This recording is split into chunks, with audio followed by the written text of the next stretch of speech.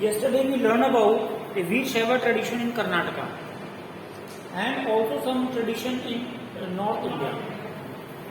Now today we learn about the new strands in the fabric of Islamic tradition. Means Islamic tradition के बहुत सारे अलग अलग किस्मों के बारे में हम पढ़ेंगे अभी. जैसे कि regional connected with the subcontinent region, basically जो रीजन था, रीजन कनेक्टेड विद सब कॉन्टिनेंट.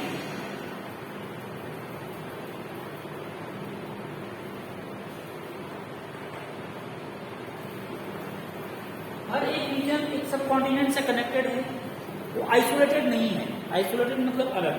सेम उसी टाइप से क्या था, sea and mountain are also connected. Sea mountain are also connected.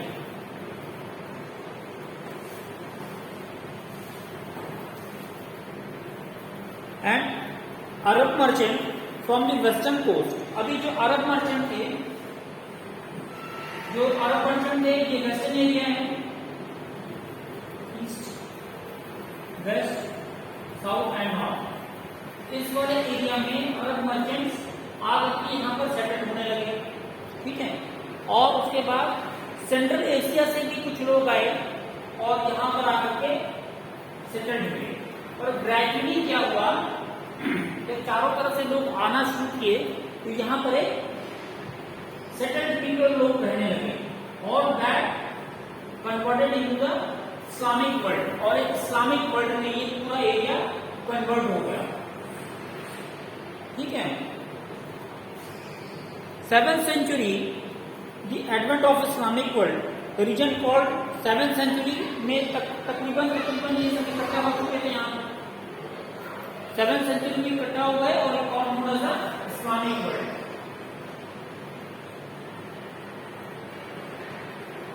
known as the Islamic world.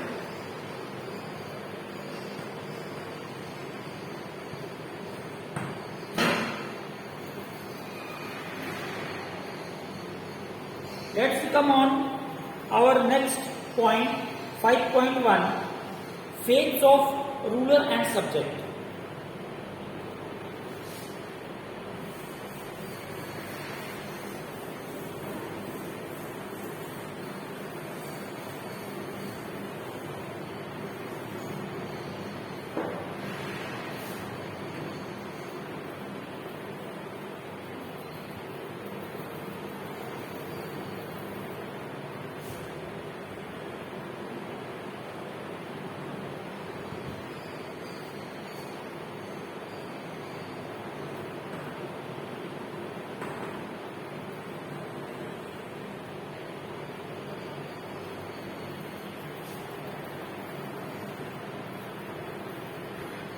Now to understand the above traditions, हमें इस्लाम के other traditions के बारे में समझने के लिए हमें तो पहले ये समझना पड़ेगा जो रूलिंग क्लास था वो कौन से ट्रेडिशन को फोकस करता था, उनका क्या ट्रेडिशन था. Basically focus on the ruling people. हमें उनके ऊपर रूलिंग पीपल के ऊपर फोकस करना पड़ेगा, उनके ट्रेडिशन के बारे में जानना पड़ेगा, तभी हमें और भी डीप में इनके बारे में पता चलेगा. अब 711 में Mohammad bin Qasim conquered the Arab conquered the Sindh. 711 में the Arab general name Mohammad Qasim conquered the Sindh. 711 में मोहम्मद कासिम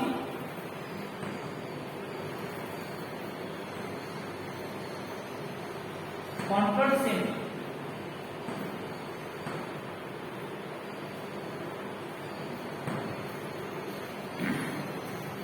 थर्टीन सेंचुरी में क्या हुआ,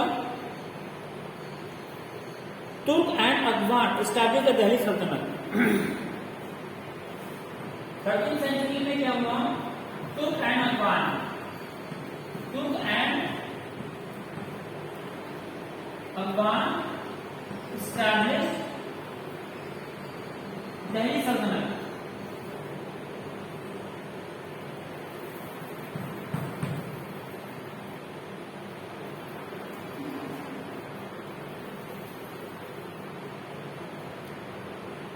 This was followed by the formation of Sultanate in the Deccan and other parts of the subcontinent. और इस्लाम को डेक्कन में भी फॉलो किया जाने लगा और other part of the subcontinent में भी इसको एक्सेप्ट कर लिया गया. Islam was an acknowledged. Good morning sir.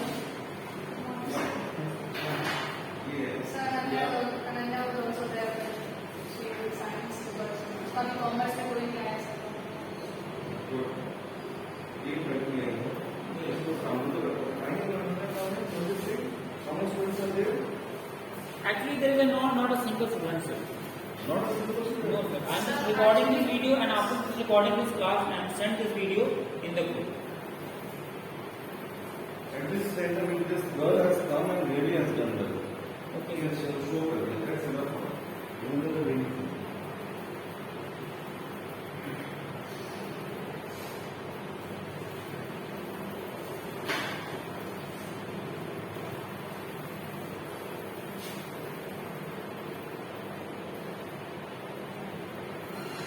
Where we are, 13th century में took and Arman established Delhi Sultanate. Okay. Now, Deccan के और भी बहुत सारे पार्ट्स थे और भी अदर एरियाज थे, वो भी इनको फॉलो करने लगे. And they continue with the establishment of the Mughal Empire in the 16th century, as well as the many of the region state emerged in the 18th century. अब 16th century में क्या वो Mughal empire भी establish हुआ है. हमने 16th century में Mughal empire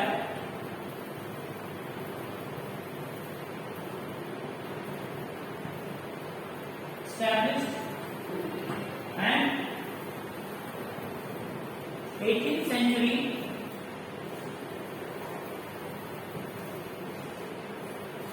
established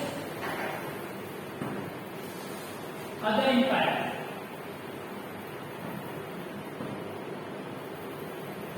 ठीक है बेटा, यू अंडरस्टैंड. वी कम पहले तो if you understand the previous tradition then we have to be first understand the ruling class which tradition they are follow. In 11th century 711 में Mohammad bin Qasim conquered the Sindh. ये बहुत important point है. सिंध को Mohammad actually medical history का ये point है. ये दाहिर के रास्ते इंडिया में आया था. ठीक है. तो दाई 711 मोहम्मद कासिम ने कॉन्वर्ट किया था सिंध को. 13th में तुर्क और अफगान जिन्होंने दिल्ली सल्तनत को स्टैब्लिश किया.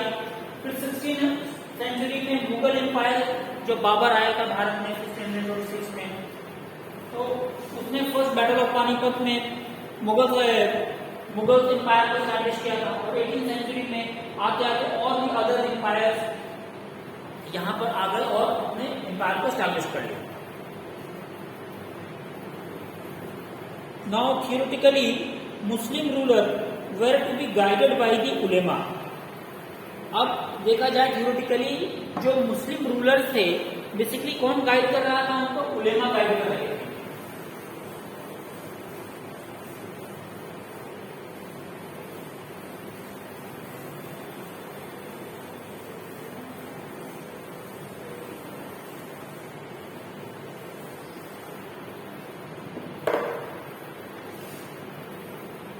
Muslim rulers guided by ulema.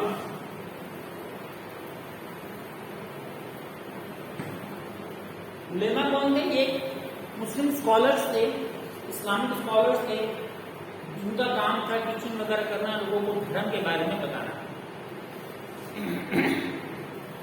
Who were expected to ensure their rule according to the Sharia. इनका काम क्या था? ये राजाओं को रूल करने का जो तरीका था, जैसे शरिया को फॉलो करने का तरीका था, ये राजा को बताते थे कि आप शरिया को फॉलो करो. Clearly the situation was complicated in the sub continent. किंतु ये इश्यूज क्या था कि एवरी सब कॉन्टिनेंट में there is a Muslim population was less. अगर मुस्लिम पॉपुलेशन लेस होगा तो क्या होगा, शरिया या इस्लाम हर कोई तो फॉलो नहीं करेगा, because population was less in that region, less population was less in that region, or that's why the situation was complicated.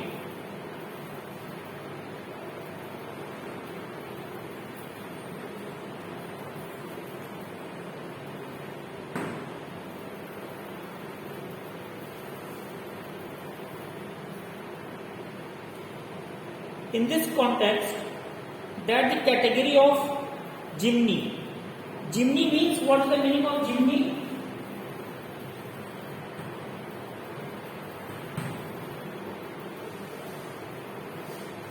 Jimny means protection, protected.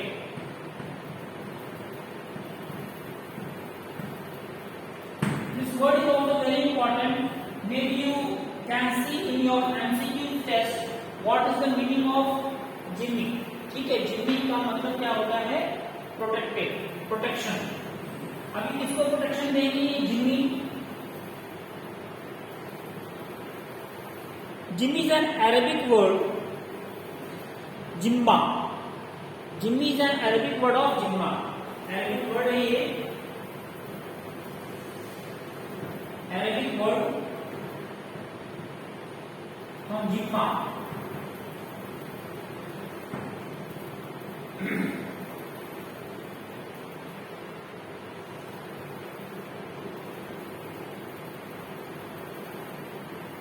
Protection developed for the people who followed the revealed scriptures such as Jews and the Christian and lived under the Muslim rulership.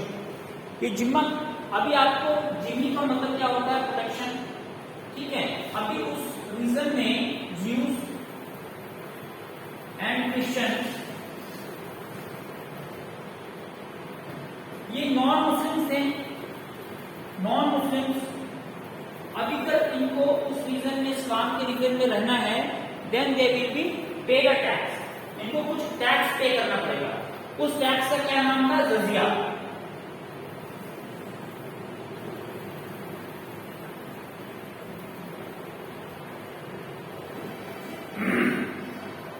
Basically jizya is for the non Muslim taxes, they want the protection, they should pay the jizya to the Islamic rulers, जिसको कहा गया जिम्मी। अभी ये वहां पर juice और Christian तो वहां पर रहते थे, बट ये जजिया तो इंडिया में भी आ गया, जो मुसलमानों ने, मुस्लिम रूलर्स ने इंडियंस के, नॉन मुस्लिम्स जो इंडियन में नॉन मुस्लिम थे, उनके ऊपर भी जजिया लगाया था। इसके बारे में चैप्टर 9 में बहुत डिटेल में पढ़ेंगे। Rulers such as Muslim came, Mughal came to regard themselves as an empire of not just Muslim but of all people. जब मुगल आए तो उन्होंने क्या कहा, Mughal considered they are not only the ruler of Muslim, ठीक है, ये पूरे भारत के रूलर बन करके आए, पूरे इंडिया के रूलर बन के आए, not only for the Muslim, ठीक है। कभी कभी जजिया हटा दिया गया, कभी कभी जजिया को इम्पोज कर दिया गया। तो समझ में आया ना, Jimmy, what is the Jimmy? Basically Jimmy is one type of protection. अगर जो ज्यूस एंड क्रिश्चियंस, जो नॉन इस्लामिक पीपल्स हैं, अगर इनको प्रोटेक्शन चाहिए उस रीजन में, तो इनको जजिया देना पड़ेगा, टैक्स देना पड़ेगा। तो क्या, अगर जजिया देंगे तो क्या उनको मिलेगा, उनको जिम्मी मिलेगा, प्रोटेक्शन मिलेगा उनको उस रीजन के अंदर।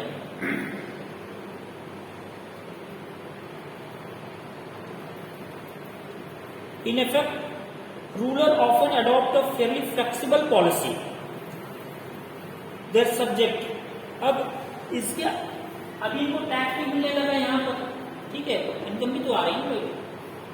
उस समय राजाओं के पास सोर्स ऑफ इनकम क्या था, यही सब था, टैक्स वगैरह ही तो था।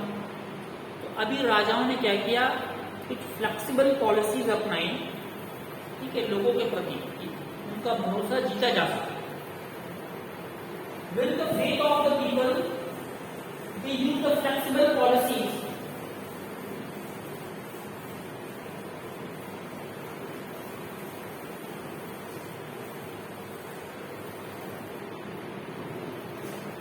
अभी क्या फ्लेक्सिबल पॉलिसीज अपने example, several rulers give land endowment. Rulers ने क्या स्टार्ट किया, rulers give land endowment, land को दान देना शुरू किया.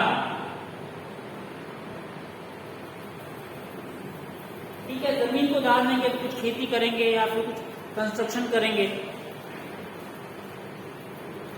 And grant tax exemption to Hindu, Jaina, Zoroastrian, Christians and Jews. The religious institutions also express the respect. अभी इन लोगों ने टैक्स एग्जेम्पशन भी स्टार्ट कर दिया. Tax exemption,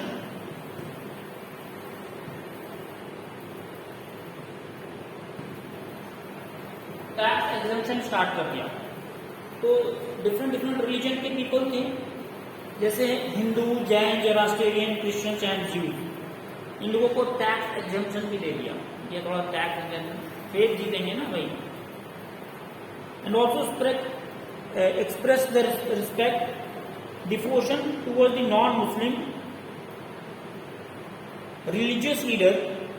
These grants were made by several Mughal rulers, including the Akbar and the Aurangzeb. इस तरीके के grants जो थे इंडिया में, अकबर और औरंगजेब जो मुगल रूलर थे, उन लोगों ने भी बहुत कुछ इस तरीके के एग्जेम्पशन लोगों को, अदर रिलीजियस पीपल को दिया है.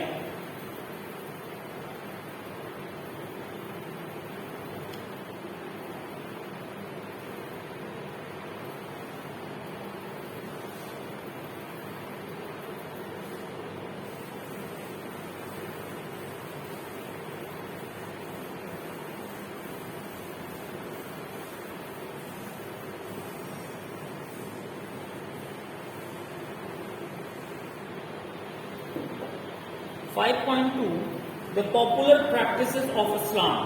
5.2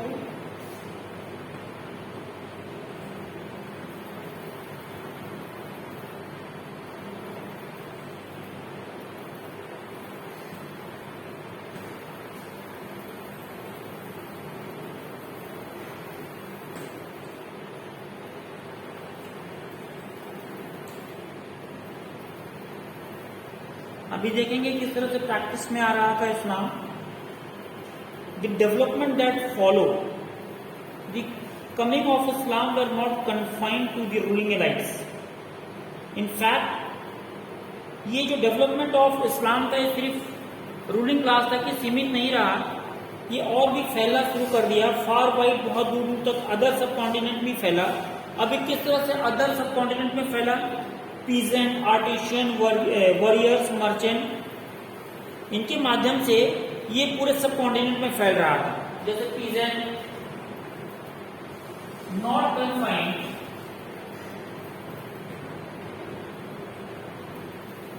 only ruling class,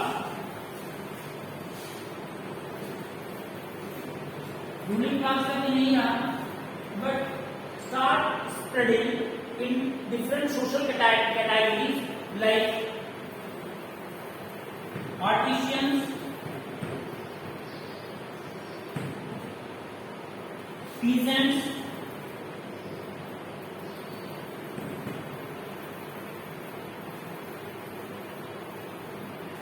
merchants, etc.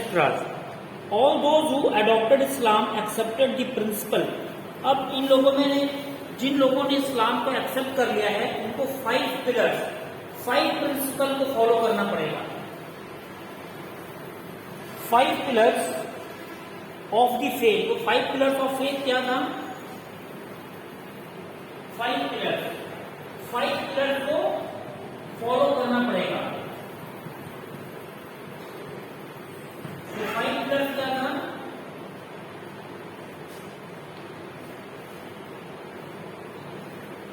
There is one God, एक ही गॉड था, Allah. There is one God,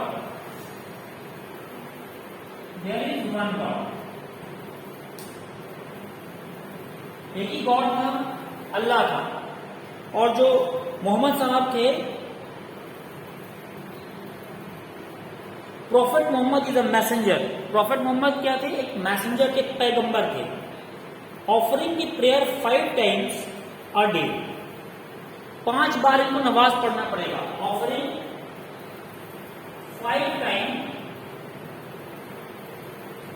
prayer a day, 5 बार इनको नमाज पढ़ना पड़ेगा।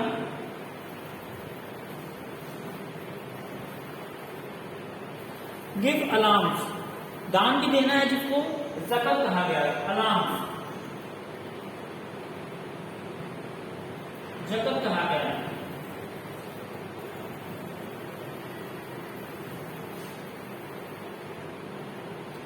Fasting during the month of Ramzan, fasting भी रखना है उनको रमजान के महीने में। फास्टिंग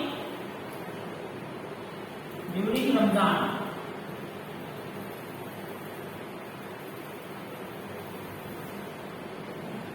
फिफ्थ पिलर क्या है?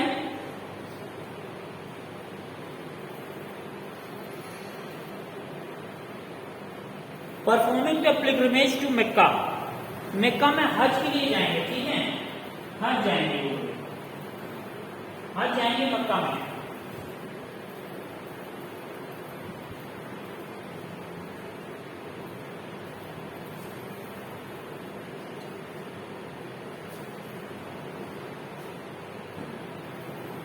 Now what are the 5 pillars?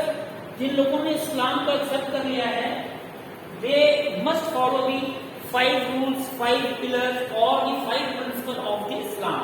That firstly, there is only one God, that known as Allah. Allah सिर्फ एक ही गॉड है। जो मोहम्मद साहब थे वो भगवान के पैगंबर थे, आकर के उन्होंने यहाँ पर कुछ मैसेज दिया था। 5 टाइम्स दिन के 5 बार नमाज पढ़ना है, ठीक है, और अलार्म देना है लोगों को, दान भी देना है, फास्टिंग ड्यूरिंग रमजान और हज, हज के लिए भी जाना है मक्का।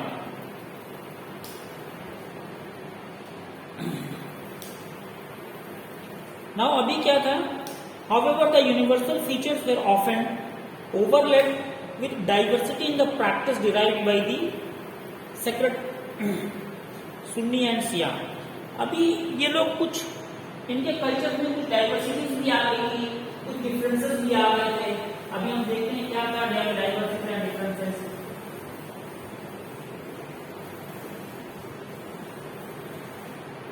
डिफरेंसेस क्या आया? कम्युनिटी डिवाइडेड,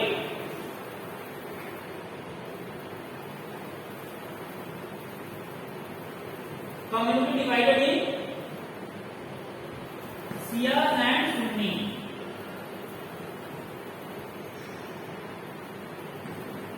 ठीक है, ऊपर तो 5 पिलर हमने पढ़ा, उनके ट्रेडिशन के बारे में पढ़ा, लेकिन अभी कम्युनिटी में डिवाइड हो चुका था शिया और सुन्नी में, इसलिए लेकर के उन लोगों के बीच में थोड़ा सा प्रॉब्लम चल रहा था। लोकल कस्टमरी,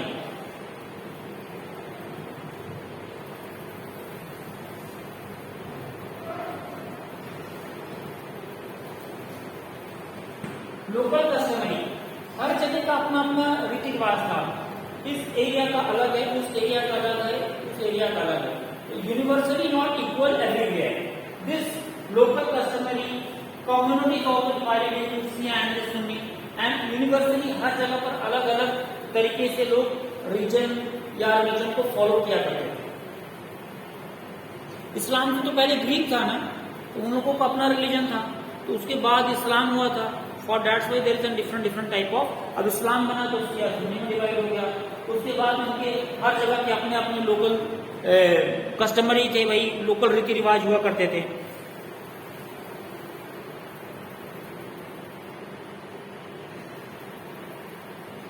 दिस इंक्लूडेड दी गिना डिराइव्ड फ्रॉम द संस्कृत जना मीनिंग नॉलेज। अभी एक वर्ड है गिना, जिसका मतलब क्या होता है? नॉलेज, और ये संस्कृत वर्ड है, जना से लिया गया हुआ है, गिना।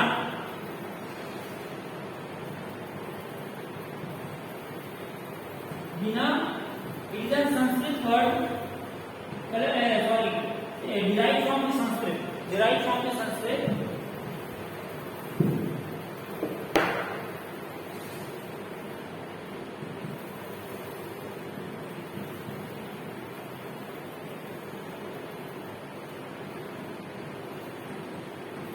derived from Sanskrit.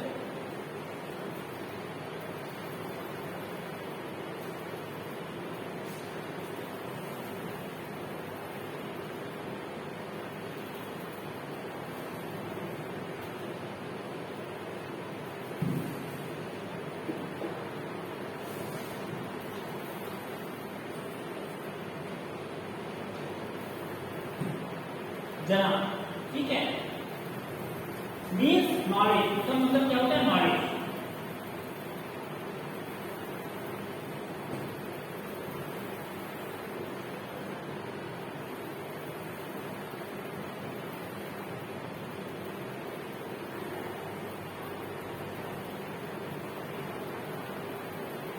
अभी हमने ऊपर जो डिफरेंसेस के बारे में बात किया उसमें Khoja as a branch of Ismail है जो सिया सेक्ट का है, ठीक है, develop new moods of communication.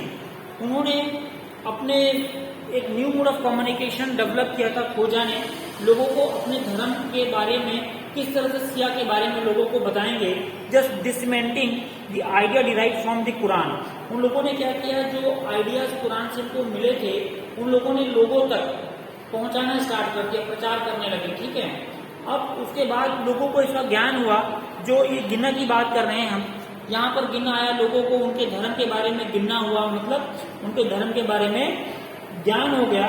अभी वो जो लोगों तक पहुंचा रहे थे अपनी बातों को, वो different types of devotional poem के थ्रू पहुंचा रहे थे। अब पोएम कौन कौन से लैंग्वेज में था, जैसे Punjabi, Multani, Sindh, Kachchhi, Hindi and Gujarati, some in special ragas during daily prayer meeting. जो उनका डेली प्रेयर मीटिंग होता था खोजाज का, वो इस सब लैंग्वेजेस में लोगों को गा गा करके अपने रिलीजन के बारे में लोगों को बता रहे थे, ठीक है। खोजा जो सिया सेक्ट के थे,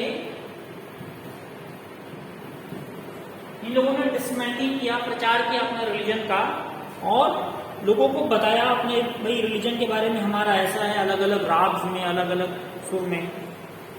as were Arab Muslim traders who settled along the Malabar coast. जो अरब मुस्लिम ट्रेडर्स थे settled along the Malabar coast, Kerala. Malabar coast कहाँ पर है?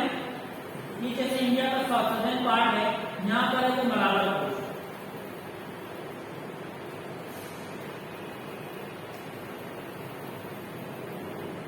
ठीक है, यहाँ पर है मलाबर कोस्ट। तो यहाँ पर आकर के जो अरब ट्रेडर्स थे आकर के सेटल्ड हो गए and adopted the local language Malayalam. और क्या लोकल लैंग्वेज अडॉप्ट किया? Malayalam. They also adopted the local custom. और लोकल कस्टम सच एस, किस तरीके का लोकल कस्टम था? मैट्रिलिनी, जो चैप्टर 3 में आपने पढ़ा है, matrilocal residence. Matriliny, what is the meaning of matriliny? क्या बेटा नाम मैट्रिलिनी का क्या आपने 3rd में पढ़ा हुआ है ना, चैप्टर 3 में।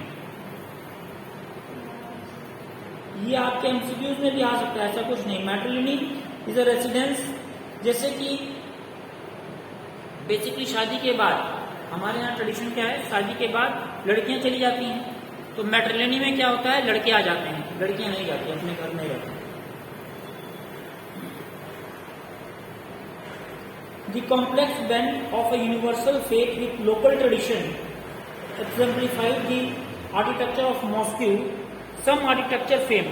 अभी कुछ यूनिवर्सल फेथ आया लोकल ट्रेडिशन में, कुछ इन लोगों ने आर्किटेक्चर बनाया मॉस्को का, अभी उसके बारे में देखते हैं किस तरह से बनाया। Some architecture features of mosques are universal. कुछ फीचर्स जो बनाए थे इन लोगों ने, एक ही तरीके का मॉस्को हर जगह पर होगा, इबादत करने की जगह पर होगी, जो भी चीजें होगा एक ही तरीके का मॉस्को, क्योंकि वो रिलीजन मक्का से उठा था, तो जो मॉस्को वहां बनाया गया उस टाइप के मॉस्को हर जगह बनाए जाने लगे। उनका ओरिएंटेशन क्या था? मक्का का ही था। Evident the place of the मेहराब, प्रेयर्स, जहां प्रेयर होता था उसको मेहराब कहा गया, ठीक है, उसमें मेहराब होगा, ये मेहराब होगा जहां प्रेयर किया जाता है। And the mean bar. However, there are the several features that show the variation. Such as a roof, building materials. अब इनके जो फीचर्स हैं थोड़ा बहुत चेंजेस हैं, आप अपने बुक में देखो क्या क्या चेंजेस हैं। फर्स्ट में देखो पे फिगर नंबर 6.9, 6.9 में देखो आप, फिगर 6.9 में देखो, 6.9 में देखो फिगर में, ये देखो यहाँ पर किस तरीके का रूफ है। हाँ, उसके बाद आप दूसरा फिगर देखो 6.10 का देखो, जो अतिया मॉस्क्यू, अतिया मॉस्क्यू का कहाँ है, बांग्लादेश में है, ये किस तरह से बना हुआ है। थर्ड देखो 6.11 का देखो, शाह हमदान मॉस्क्यू एट श्रीनगर का है, ठीक है, ये कश्मीरी वुडन आर्किटेक्चर है, बहुत अच्छा टेम्पल है, वुडन का बना हुआ है। ये देखो इसका किस तरह से बना हुआ है। तो देयर इज एन आर्किटेक्चर में थोड़ा थोड़ा डिफरेंस आ गया था उनके। Now names for communities, we often take the term Hindu and Muslim for granted as a label for the religious community। हम बहुत बार हिंदू और मुस्लिम जैसे शब्दों का इस्तेमाल करते हैं अपने रिलीजियस कम्युनिटी में। ये these terms did not gain currency over a long time। Historians who have studied the Sanskrit text and inscription dating between the 8th and the 14th century point out the term मुसलमान और मुस्लिम। जो historian थे, हम इसका हिंदू मुस्लिम का word पे use करते हैं, लेकिन बेसिकली जो हिस्टोरियन थे 8 से लेकर के 14th सेंचुरी तक जितनी भी किताबें या हम लोगों ने इंस्क्रिप्शन को पढ़ा है, उसमें कहीं भी मुसलमान या मुस्लिम वर्ड का इस्तेमाल नहीं है, ऐसा इस बुक में लिखा हुआ है।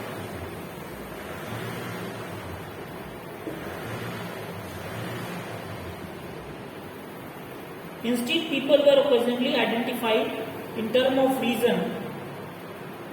कैसे वहां के लोगों को आइडेंटिफाई किया जाता था, रीजनल के हिसाब से, रीजन के हिसाब से, भैया फलाने जगह ये यहाँ का रहने वाला है, उस रीजन के हिसाब से उसको आइडेंटिफाई किया जाता था।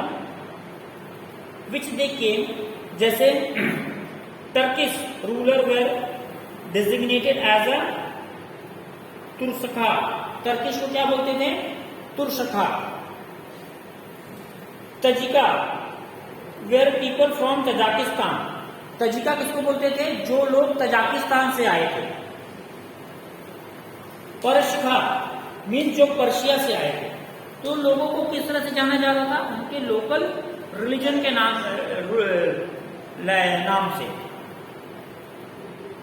Sometime term used for other people were applied to the new migrants.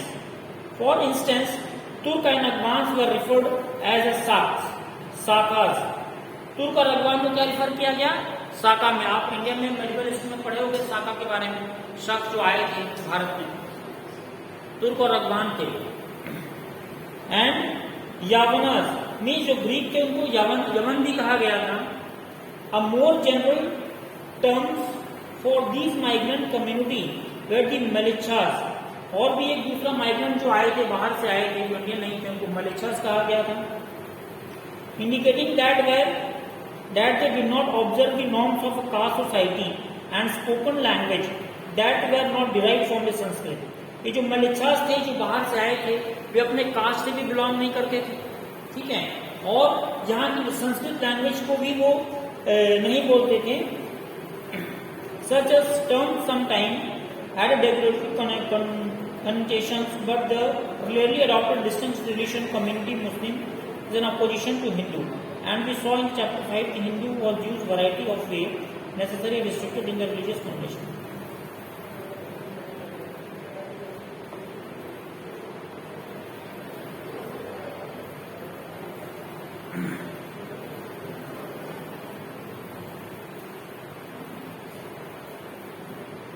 जो रिलीजियस अभी धीरे धीरे जब ये लोग आने लगे, there is an little bit opposition between Hindu and the Muslim, ठीक है। अभी यहाँ पर हम देखते हैं एक चर्च था खंबत में, किसने बनवाया था इसको, अकबर ने इसको एक ऑर्डर दिया था खंबत में। दिस इज एन फरमान, इसको फरमान कहा गया है। खंबत में जो लोग रहते थे उनके लिए फरमान जारी किया गया था, भैया चर्च बनवाना था।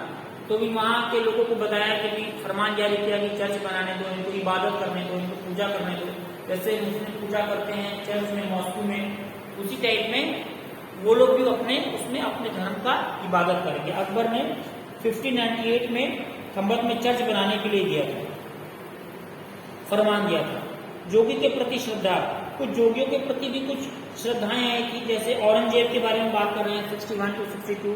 औरंगजेब ने भी कुछ जोगियों को दिया था, जैसे श्री मूरत गुरु आनंदनाथ जियो थे, उनको उन्होंने कुछ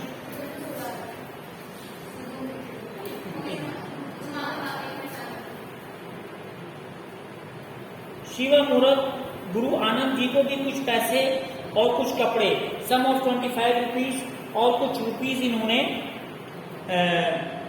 और औरंगजेब ने उनको दिया था और कहा था कि और भी कुछ अगर जरूरत पड़े तो मेरे से आप ले सकते हो। तो ये था आपका बेटा point number 5 is finished now. Tomorrow will start the growth of the Sufism. Okay बेटा, थैंक यू।